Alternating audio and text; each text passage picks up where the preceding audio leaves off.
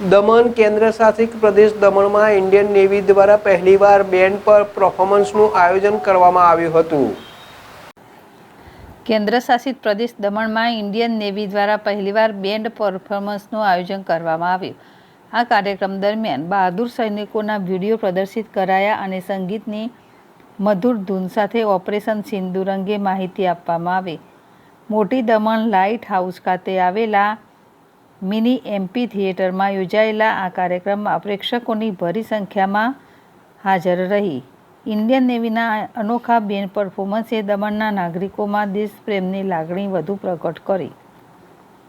Bharati Raval, જેડેશ TV, Diu. हमने आज दमन में नेवी बैंड का एक प्रोग्राम रखा गया है। ये इसलिए कि सबसे पहले तो ऑपरेशन सिंदूर 25 हमने सक्सेस हुई और दूसरा है इंडिपेंडेंस डे सेलिब्रेशन 25 इसके लिए। और सिर्फ इधर यूटी में नहीं, यूटीएस में सबसे पहली बार नेवी बैंड परफॉर्म कर रहा है और सिर्फ दमन में ही नहीं है, आगे आने वाले 13 एंड 15 में भी प्रोग्राम रखा गया है। उसको जितना भी पब्लिक है वो आके एंजॉय कर सकता है। ये प्रोग्राम इसलिए रखा गया है कि नेवी और पब्लिक के बीच में जो अधूरी है कम करने के लिए।